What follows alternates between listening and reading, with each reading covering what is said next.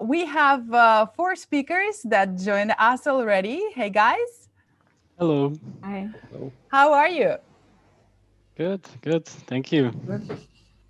Well, you definitely know that you're going to discuss the post-IDFA world. And I have a question for you before you start. How many times did you personally say yes when your apps asked you about whether they can track you? How many times did you agree? I usually agree, I have to say. I think I have sympathy for the industry that I work in. So I'm like, okay, I'm saying yes.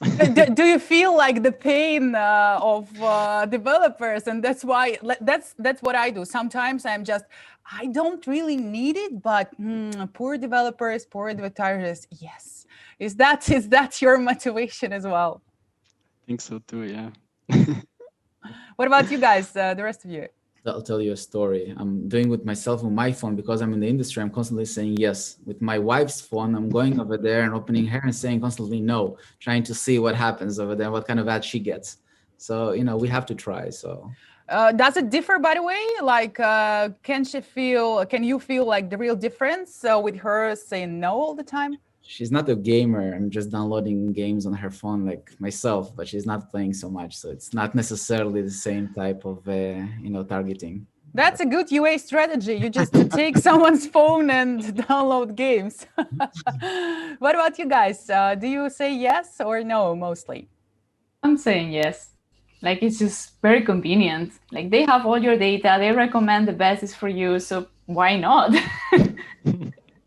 You see, nothing to discuss, actually. We should cancel the panel because apparently all the users say yes and nothing has changed. I wish. Well, in my case, I'm always saying yes to other games, but for different apps like health apps, fitness apps, I'm usually deciding why should they need my info? Do they do some personalization or maybe advertising? They just like watching you. That's the main answer. I hope not. I'm not the type of person who is very good being watched at. All right. Then I'll give you some time to discuss what to do with other users that are not so thoughtful and which impact it had on game and app developers. It's over to you guys. Thank you, Julia. Okay, let's then start maybe with a short bit of introduction. I'll start with myself. My name is Božo Janković, and I work as a business development manager at GameBiz Consulting. We're helping game developers grow their businesses. I specifically focus on ad monetization and helping developers increase their ad revenues. I'd like to introduce my guest for today. We have Noelia from Tilting Point. We have Ivan from Crazy Panda Games, and we have Shalom from Fyber. Hi, everyone. Why don't we start with just a few sentences about yourselves and your companies? Noelia, would you like to start?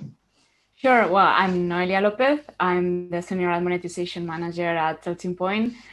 We are managing games like SpongeBob, Star Trek, and we just make sure that developers can grow their business in all the areas possible, UA, ad monetization. But of course, my area is going to be ad monetization for the sake of this call. Mm-hmm. Thank you. Ivan, maybe you can tell us something about yourself?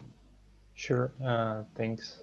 I'm head of analytics at Crazy Panda Games. We're a game developer company from Russia. We have a very big variety of products under our portfolio. For example, World Poker Club game, #1 CIS poker, social, casual, as it says, poker. And other games like Stellar Age, MMO strategy game, and etc. etc. So I'm currently in charge for analytics, monetization, and user acquisition. So I hope I will add something interesting to this discussion. Okay, thank you. Shalom, what about you? Hi, yes, so I'm Shalom. I'm Shalom Michaeli, Managing Director of Fyber here in EMEA in London. I'm based in London. I'm Fyber for the past almost 9 years.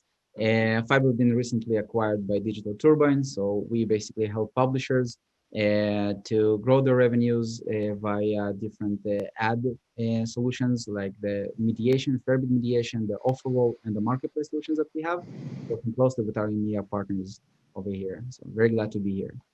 Okay, thank you. Okay, good. Maybe we can start by just everyone sharing a general impression. Since Apple has pulled the trigger right on at the end of April, so it's been like a couple of months since we started seeing some changes. Maybe everyone can share just their general impression. How has it been for the past couple of months? Has it been chaotic? Has it been not many changes? Has it been like, I just want to hear general impressions, both from the studio side, but also from the partner side. Noelia, if you want, you can start, and we can do one round Sure. of that.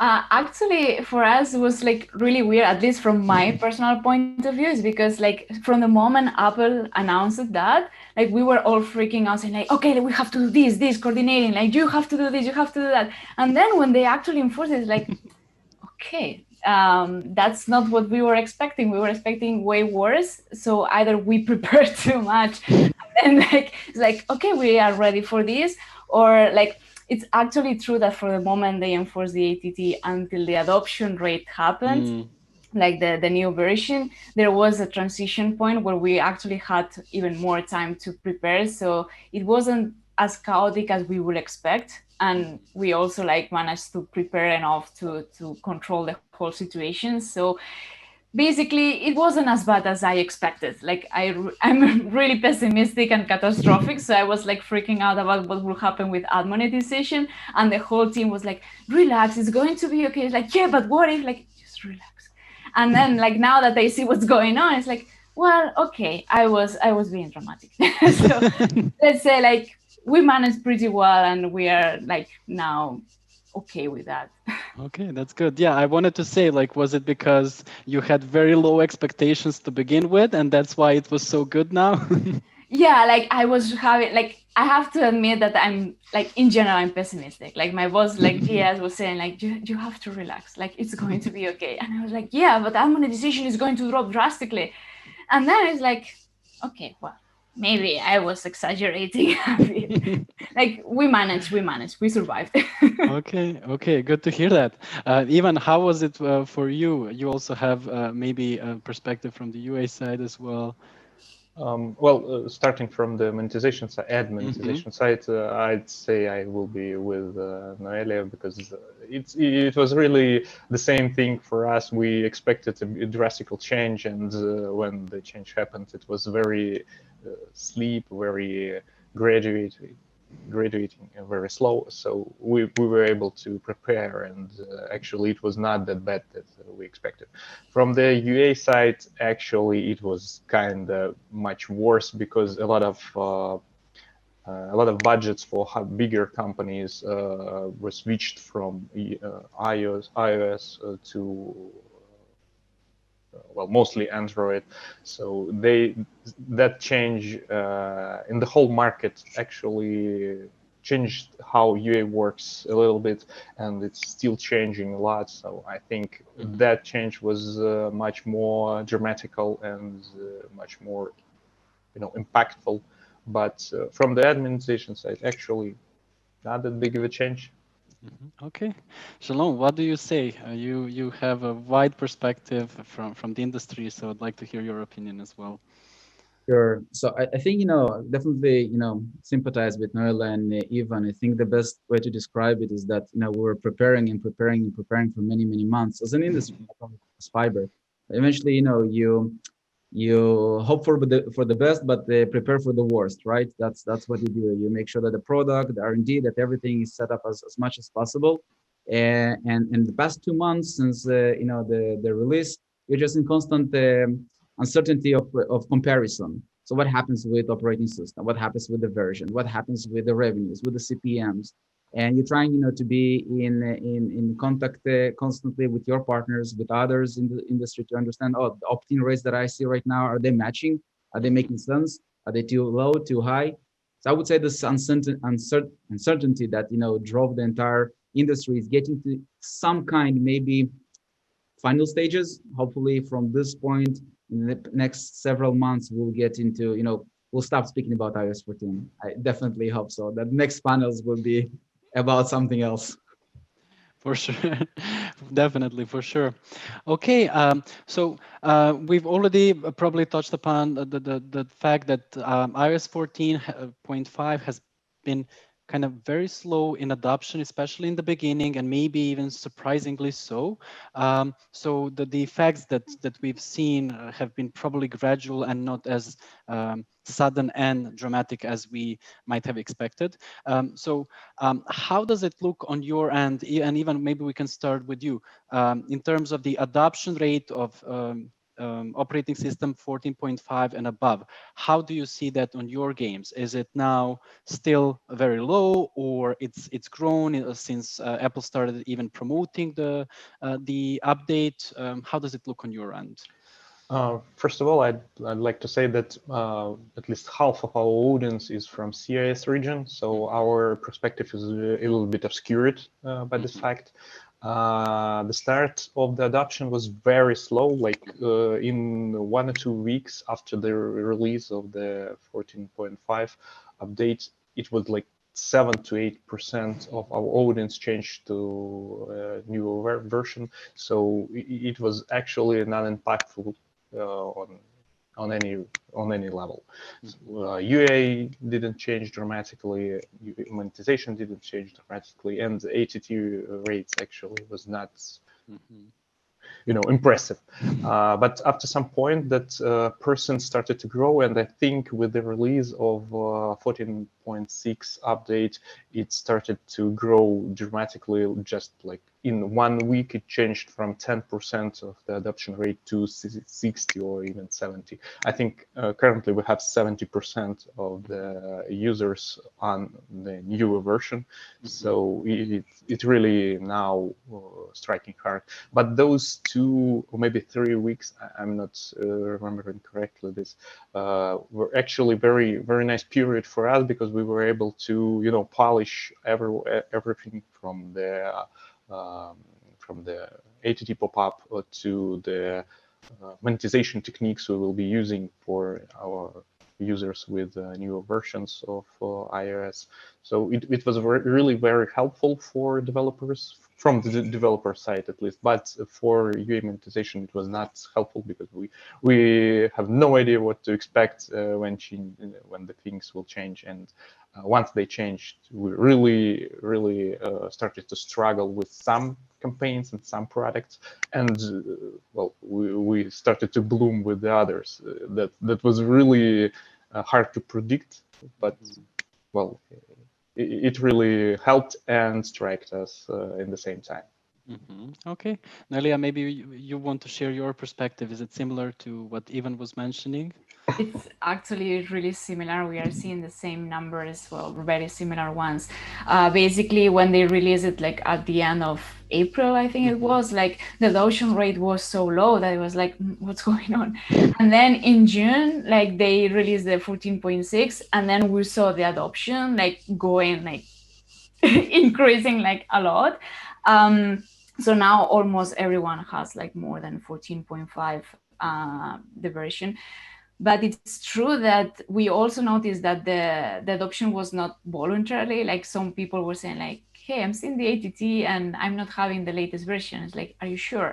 And they were having actually the latest version of iOS. So it depended on what kind of configuration you had on your phone. And I believe that's why we saw such a rapid adoption. So in ad monetization, like we were preparing, as I said before, like since October, like just creating the strategy. On our end, we were dividing the waterfalls to make sure that they have different configurations.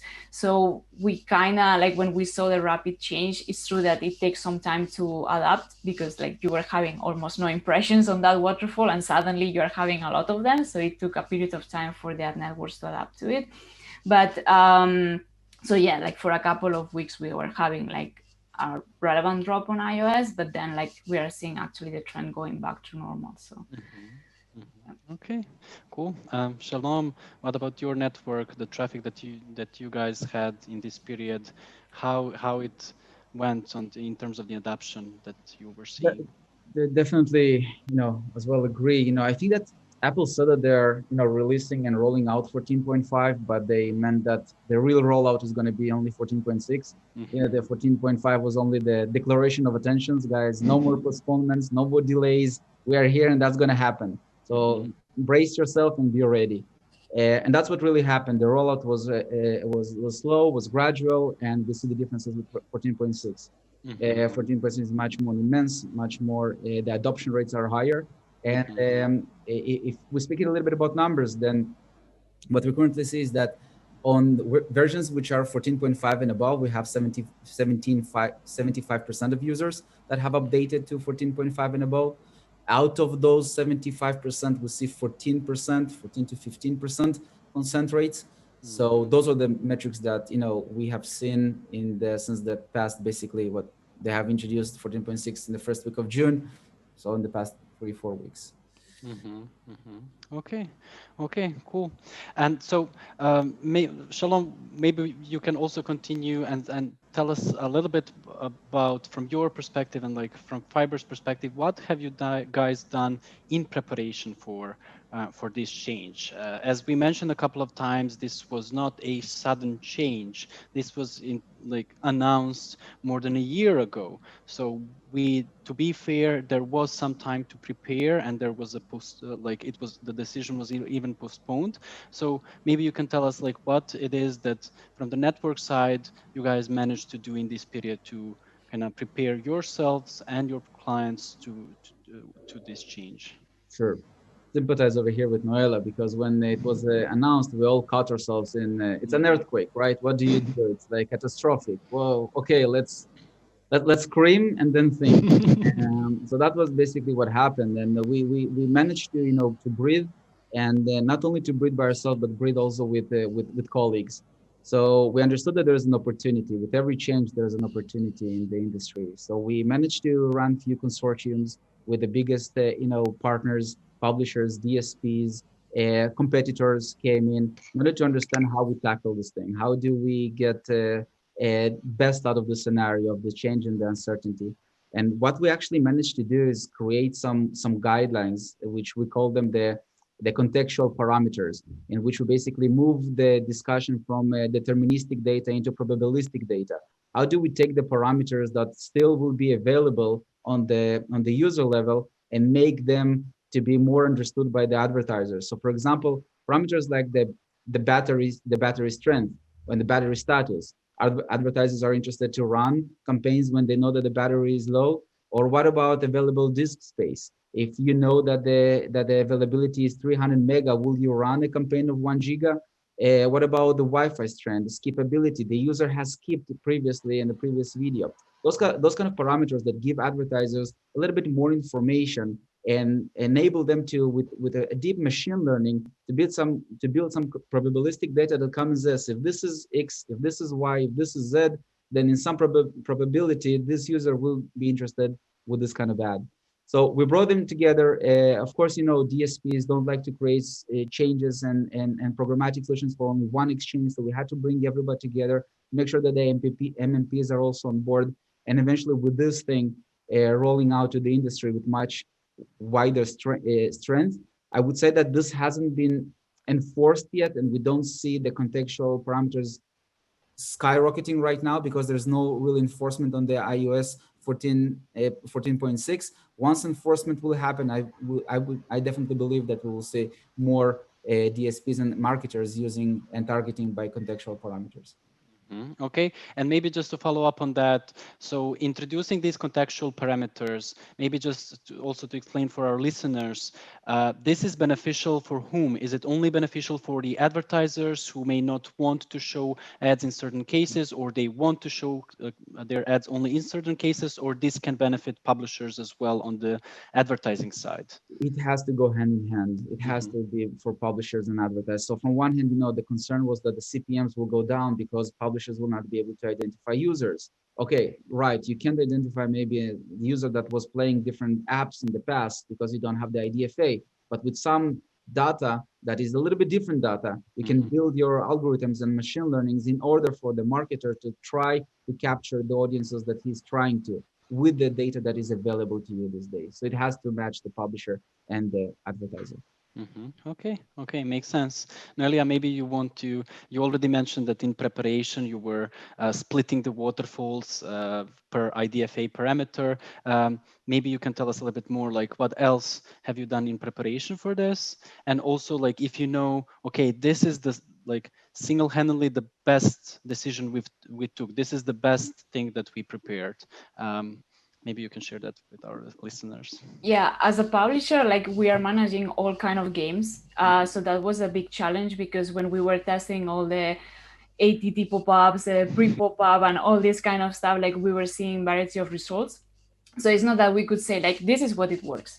No, we had to actually tell you like, test, because we've seen that sometimes it works, sometimes it doesn't work. So we had to encourage all of our partners to, one, test, update their SDKs, of course, because there was a link to the ad monetization. There was all this, we need to be ready. We need to be able to parse all these tracking flags. So we had to do the updates.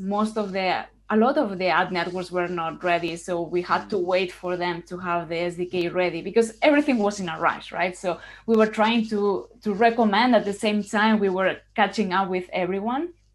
So we were doing tests in the UA, we were doing tests in the product level, we were doing tests in the ad monetization as well. So on the ad monetization level, we were doing this split of the waterfalls, mainly because, spoiler alert, Facebook was not serving ads in IDFA, which was something like kind of expected, but we were also expecting Facebook to take action earlier.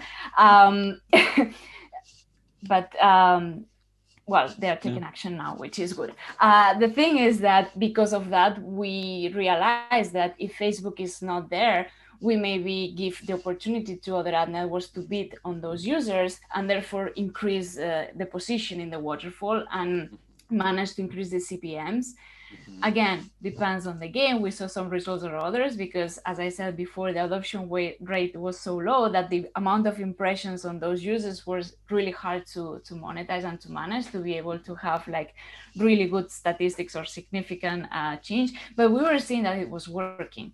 Like those networks that by having the split, we were seeing a tendency at least. So that was good. And that's what we applied to all the games because ad monetization, despite of all the tests, you can have like these best practices. So it was something like, at least I could hold and say like, okay, there is something I can use to all the games and it will work for sure. So let's keep doing that because at the end, in order to make it work for sure, like what you need is to make sure that the users opt in, because that would be the best scenario. But we all know that despite all the room here accepts the personalized ads, apparently not everybody does. So that was the biggest challenge, actually. Yeah, we're not the best representatives, I guess, of the iOS ecosystem. Okay, thanks for sharing. Ivan, what about you? Have you done similar steps, or maybe you skipped some, or maybe you've done something that Noelia didn't really mention? Well, actually, Noelia covered it pretty much to the bigger extent. We have less amounts of different apps, but they're quite different. For example, shooter and poker game, they're very different. But for the most of them, we prepare it from the ad monetization point of view. We prepare it in almost the same way.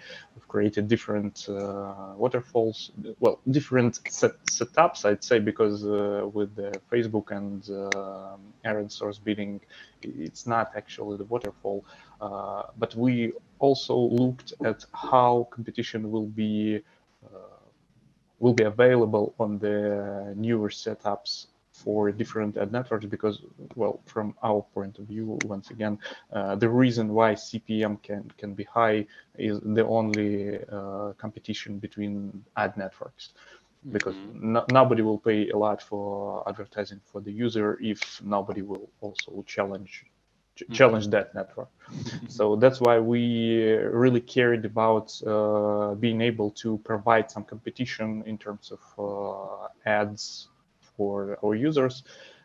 I think we've done it to the very good extent because our resulting ad revenue didn't drop at all.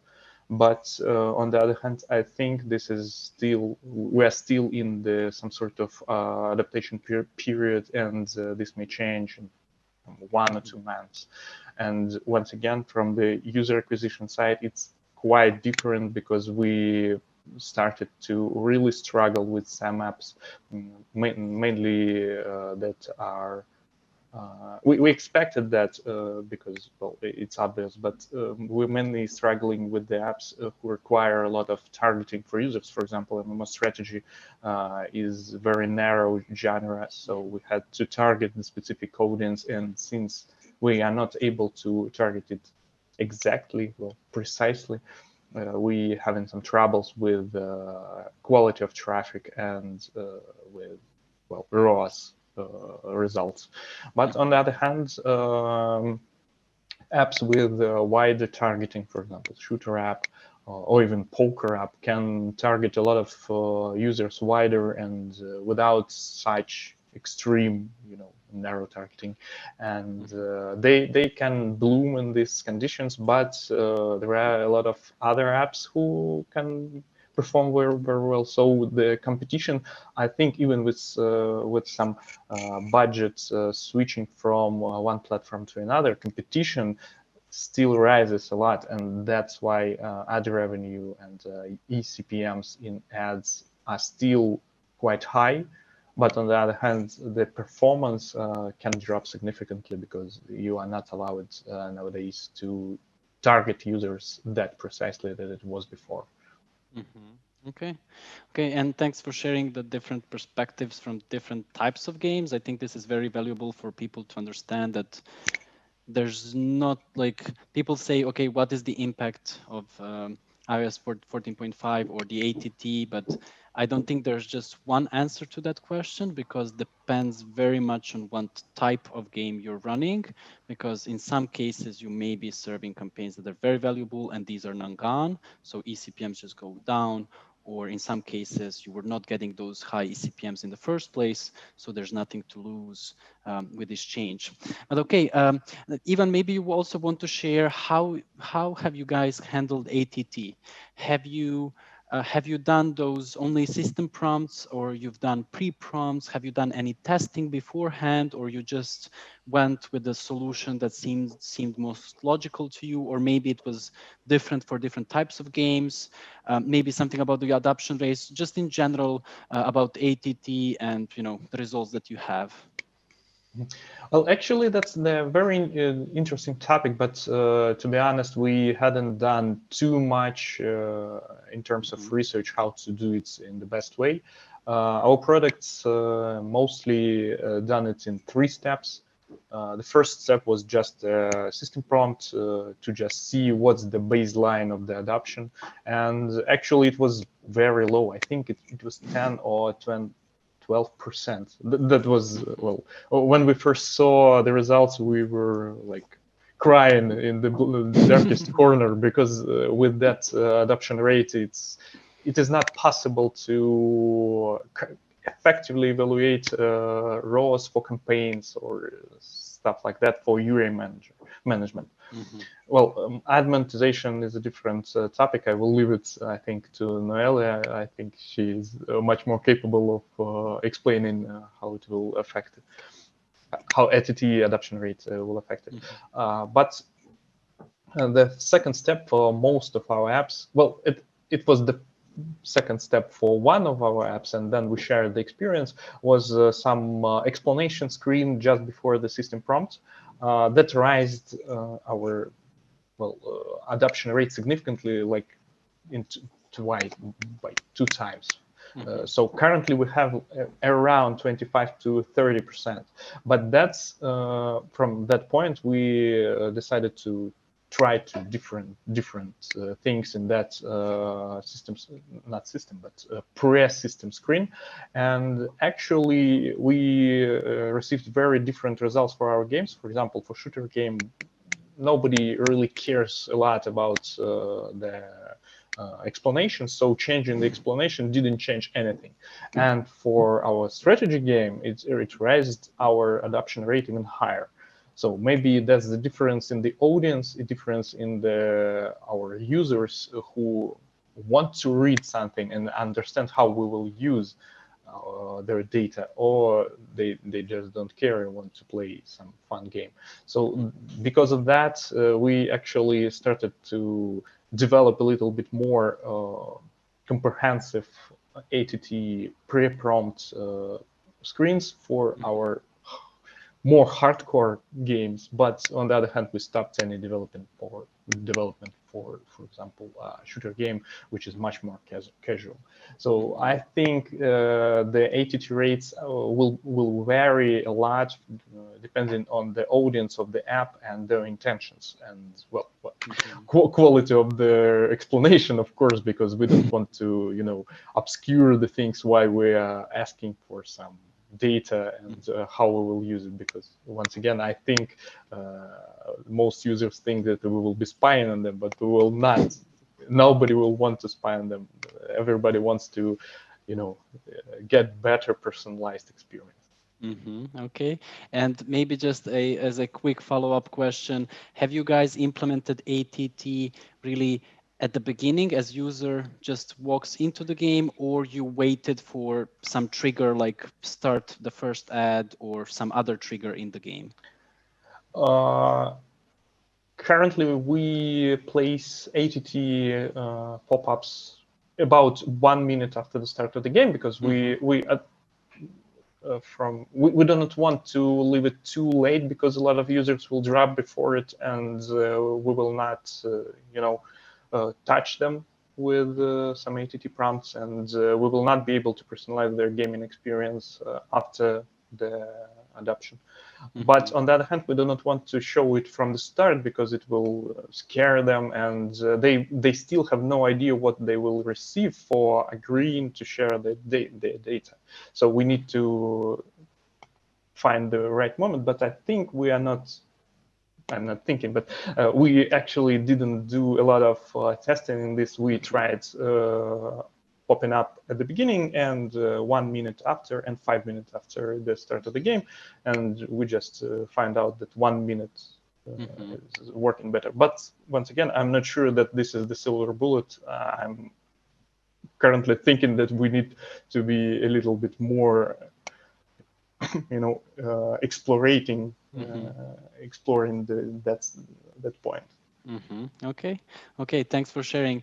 Noelia, maybe you want to share your experience in this regard. So everything about ATT, adoption rates, when you introduce it, pre-prompts. Well, that's a hard question, because I don't know what we didn't try. Like we tried like the ATT alone, the ATT with a pre-prompt, changing the context, like making it look more native, like make it look more like Apple, and we always got different results. Like depending on the game, sometimes was better to have a pre-prompt, sometimes was better not to have one. I remember one test that was super surprising, because we thought that actually having the pre-prompt was better. And in that specific case, it was better not to have anything, just the native one, but a big difference. So that's why, like before I was saying, like we had to recommend to test, because in every game was different, and it was really hard to say like one fits all.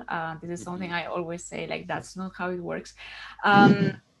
But another thing, like following what Ivan said, like we actually test the differences, like how long the ATT had to work. And actually we found a technical issue. Like if you have if you have a casual game where the ads are appearing really early stages of the game, it was better to have the ATT as soon as possible, because otherwise you wouldn't be compliant and you wouldn't be able to send the ads as you want. So we found that it was better to have it the earliest possible. But on those games that actually were more hardcore and the ads won't appear, or like it was really late in the game, it was allowed to like have it a little bit later. But because of that, we also recommend like every developer will test what will best fit them, because there was also a difference between if it was the first time this user was entering into the game, or if they already had the game and they just switched to the iOS. That there was also a difference, right? But in general, we were basically trying everything and getting to the conclusion once again that you had to try on your own, because we were seeing so many different results that you had to try. We kind of saw a tendency that it feels that not having a pre-prompt was better, but not because they didn't read. It's just that it was too many pop-ups at the end, right? If you were like going super compliant, we have like the SpongeBob game, right? Like it has kids audience, like you want to have like the COPPA compliance, GDPR, like all these pop-ups were just piling out one after the other. So at some point you will have to say like, maybe let's avoid this explanation one. I'm hoping they will say yes. But we have to try in those cases, like to see what will happen, because of course the ultimate goal was to increase the engagement and the opt-in, so the more users share the IDFA possible. But yeah, unfortunately not a right answer here. No, I actually love it, because I don't think that we can come up with a silver lining, silver bullet and say, okay, this is like, take notes from this panel, and like then if you do this, you're gonna win. You're gonna have a winning strategy, because obviously we have listeners from all of the gaming genres, and I think that like if we were to try to give just one strategy, that wouldn't be right for most of the listeners.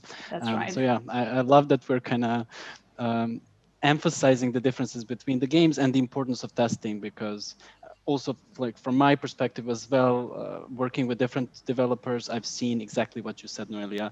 Like some of the clients would come to me and say, we're going with a pre-prompt because this won in the A/B test, and some were saying, no, we're just going with the Apple prompt and that's it.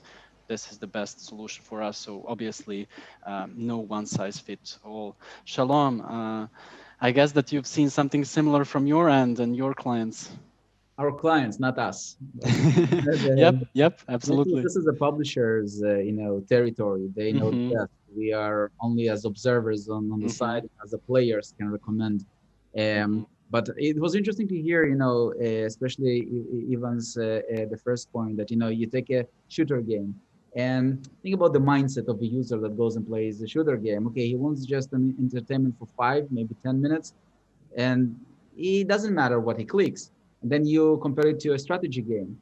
And the strategy game, your mindset is already to start paying details, to details. You have to make sure that you understand what happens and that you read everything. And then, they read the guidelines, and then maybe they consent or not.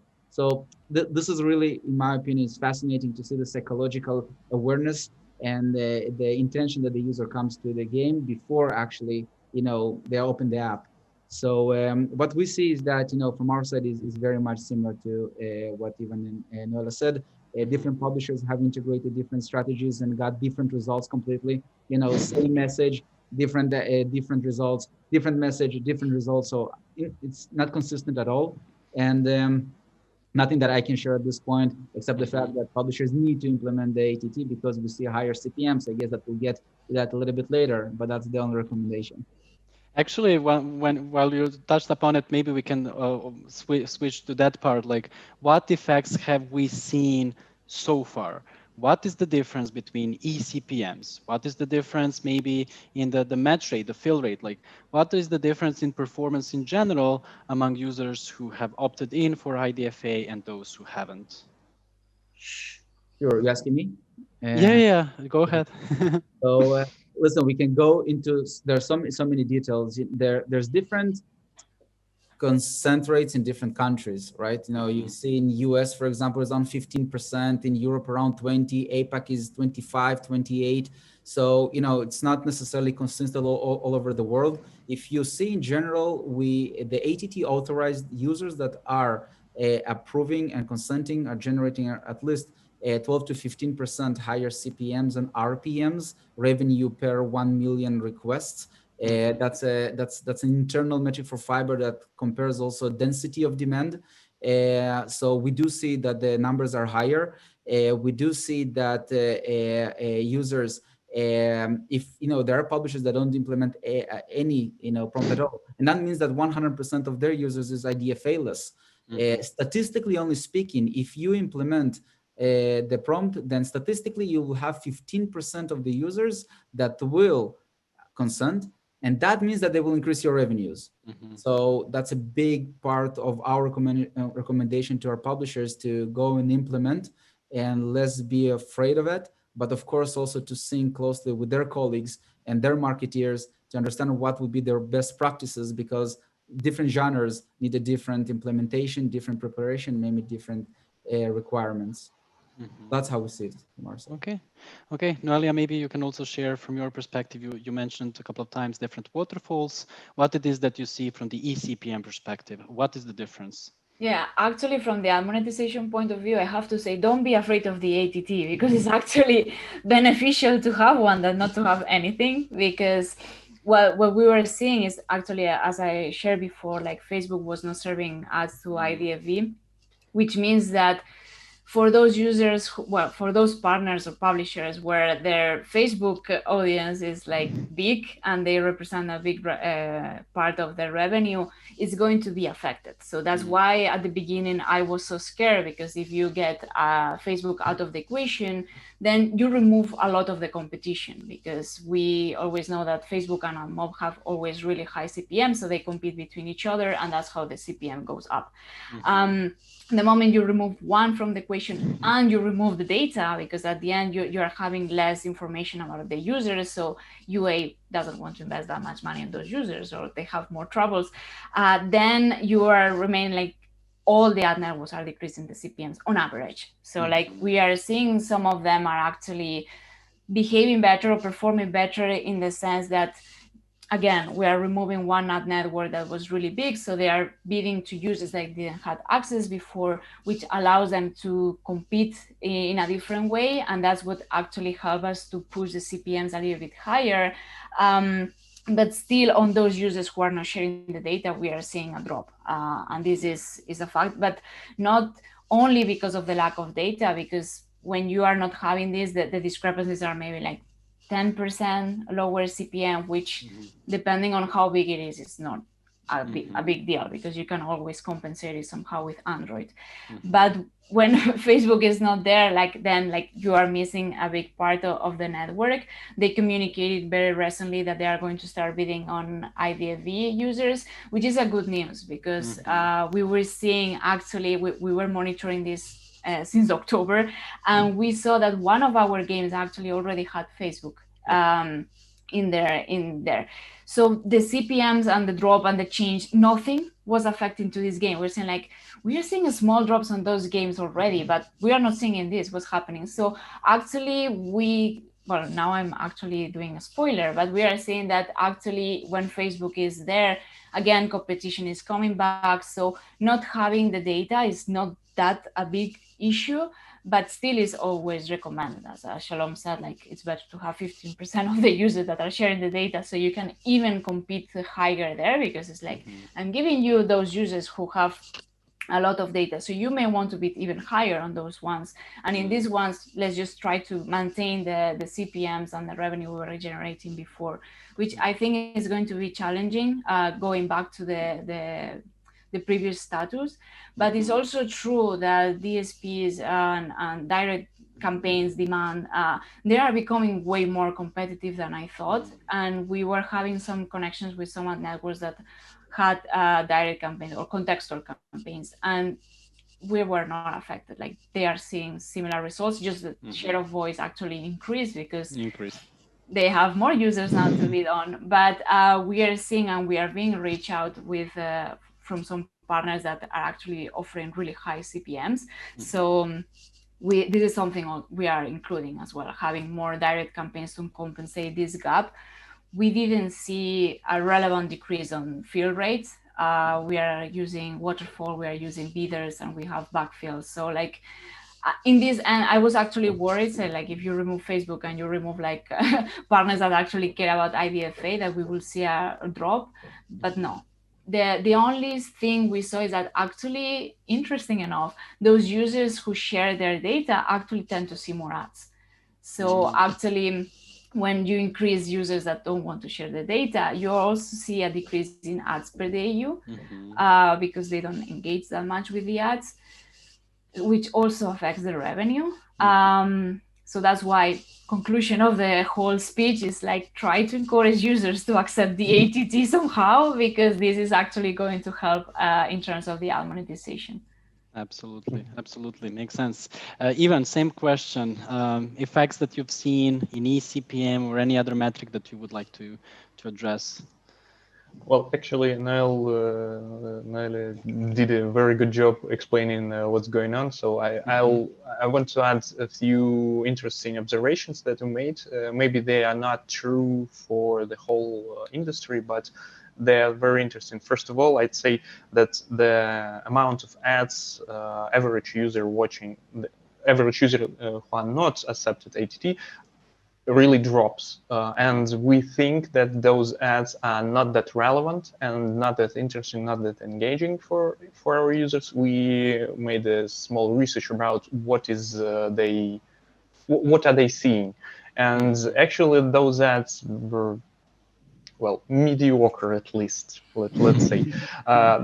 But on the other hand, we have a fact called ad saturation. We call it internally.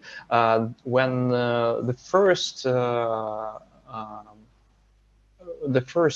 impression has higher CPM than the last one for the same user. For example, the first one is higher CPM than the fifth one or 10th one. But for users who were not accepted ATT, though, that saturation actually dropped. And the difference between the impressions, first or later, were much smaller by quite a margin. They were like 20%, 30%, very low. But the impressions, the whole amount of impressions per user dropped. On the other hand, for ATT users, the competition is still here, and it's much more competitive, much more hard, and they generate a lot more CPMs in our case, like by third, I think, by 30% more CPMs. And their saturation is very high. So their first impressions, first few, 1 to 3, depending on the user, are very, very expensive. And the others are not that expensive. And I think that the difference that we can see in the CPMs for ATT adapted users comes from that point that the first impressions for those users are very, very much wanted by advertisers and UA managers, because those users are, we have a lot of data about them, and we have understanding that they want some personalized experience. Well, we think that somebody can hit them, and that somebody can bid a lot for that first impression. So that's our point of view. Just to add something interesting to Noelia, because, well, she pretty much covers the whole thing perfectly. Absolutely. So maybe you can also share, like, from your perspective, is there something that you would call like winners and losers of this entire situation, this entire change? Like, obviously, we know that Facebook has been quite affected by this change.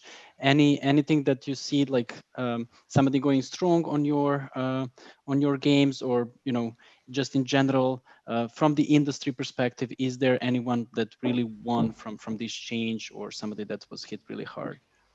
At first, I thought that the casual and hyper-casual games will be the winners.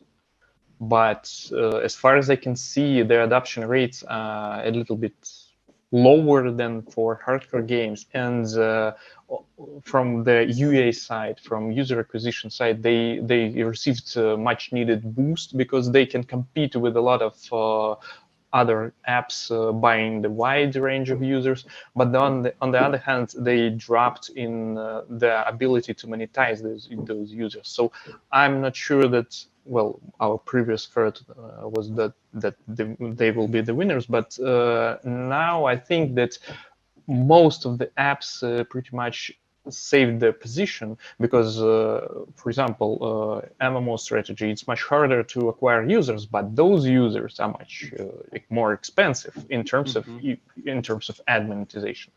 For example, our poker game received a very big boost in terms of monetizing for those who accepted ATT, and that really covers all the expenses for acquiring new users. So that's thing to say. I'm not sure who ever win something. maybe the apps who have trust the users, who have very solid and stable audience, they won more than the others.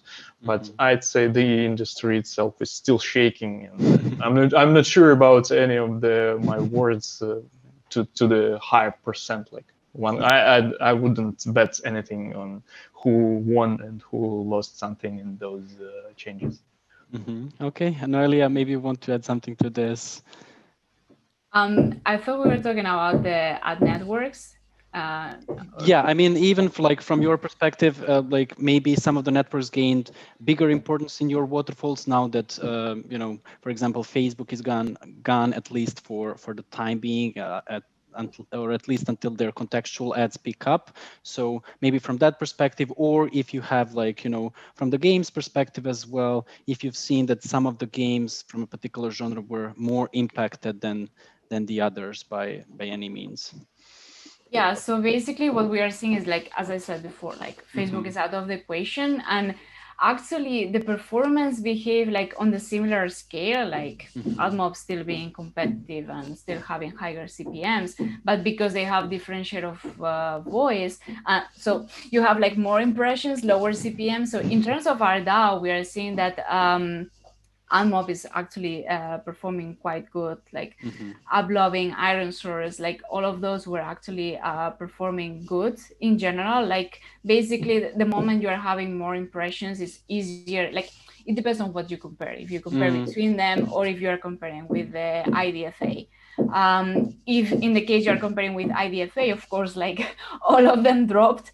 But we are seeing actually good performance in those who never had, like before, were not having that much impact, like Iron Source, Bungle, like Uploving, like all of those. It's actually better when we are having them on bidding, because we are also like we are using in most of our games Iron Source, and Bungle was on beta, so we were trying to have them on the bidding. We were adding also extra bidders to make sure that there will be more competition. At least it will be fairer. So those who stayed on the waterfall are being a little bit are suffering a little bit. Yeah, but I'm sure, like, since the industry is going that way, at some point this is not going to be an issue anymore. So that would be like what we are seeing. I'm actually a little bit worried, like but worried and not worried. Like this performance is going to change once Facebook will be back. But I believe we are going to be seeing the same performance we are seeing with IDFA. When I say same, it's like same structure. Is just like of course there is a small drop because at the end we are still not sharing the data on those users.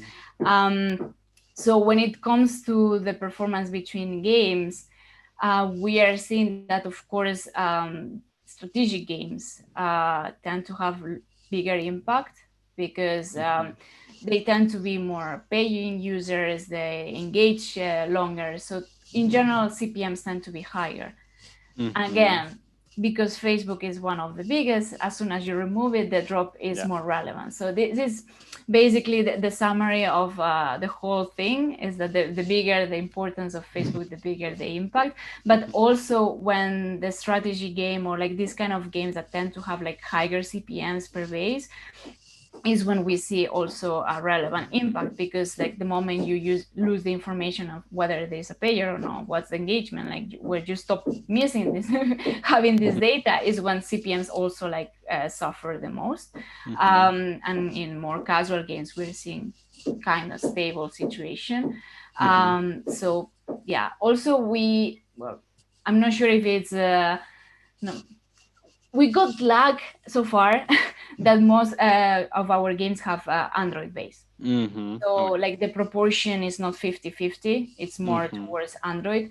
So when you took the revenue overview of both platforms, it's not noticeable. It's not that big. If you only pay attention to iOS and those users, then yeah, you see the drop. But it's like with the microscope, like making sure you're checking that specific data. So that's why like it's if you only take this data, it's really catastrophic. But if you check the whole picture, like we are not seeing that much of an impact. So. Yeah. Okay. That's a good point.